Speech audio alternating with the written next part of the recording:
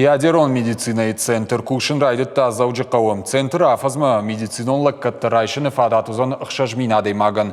Байгон федералон проект магашка. Ифтон гондун рыкко кушангарштай. Шеруаджи ништар агаго марабрак кананузан. Кутсау центр куш туйфеттана васхашшагдар. Бакашам ермагмам.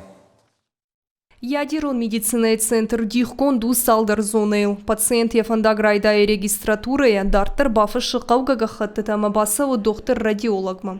Уйфашта пациент манқалма кашынс процедурон кабинеті. Ядазин тыйын авазынс радиоактивон фармацевтон хош. Шармагону аты шахат банқалма кашын қауы, самай хош буар подхайты ама уанктыдыра қара. Все клетки организма по-разному поглощают глюкозу.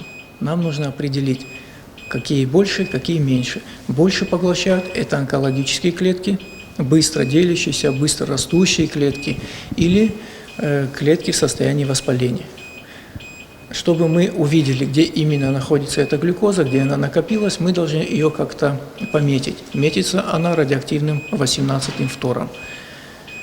После сканирования мы видим именно излучение от фтора, но фтор находится в тех участках, где накопилась глюкоза. Шахаты фашта пациентын шканынс ирташтыты. Шаражынсша позитронон эмиссион ама компьютерон томография хошей. Занимает само сканирование около 20 минут. После сканирования мы пациента просим посидеть в комнате после процедурного ожидания. Так как активность радиационная еще сохраняется, мы ждем, пока этот фон спадет, и когда пациент будет не опасен для окружающих и для своих близких. И выпускаем пациента. В общем, пациент проводит в нашем центре около 2–2,5 часов. Центры ишн рукон кушангаршта, шируачешканынс радионуклеидон диагностика. Этот фтор попадает в клетку, он дает излучение. Он в норме может накапливаться в определенных органах и тканях, но в большей степени он накапливается в опухолевых клетках и воспалительных и дает излучение. Именно это излучение фтора мы и фиксируем. И смотрим на сканах, где больше накапливается, где меньше накапливается, где больше излучения, где меньше. Относительно этой разницы мы делаем заключение. Ныртакка позитронон эмиссион томографию авжарни жрабаракканына на патенрыккундарама балвыртар ирташтытайю. 90–95% всех ПЭТ-исследований проводится с дезоксиглюкозой. Преимущество в чем? На КТ, МРТ, УЗИ мы видим уже сформировавшиеся очаги.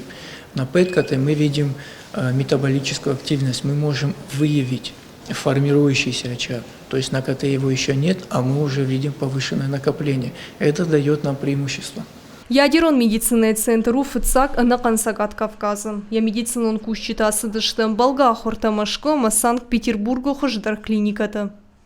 Пелиты Сабина Хорсаута Алина Запарта Георгий Кабалута Диана и Рештона Хабарта.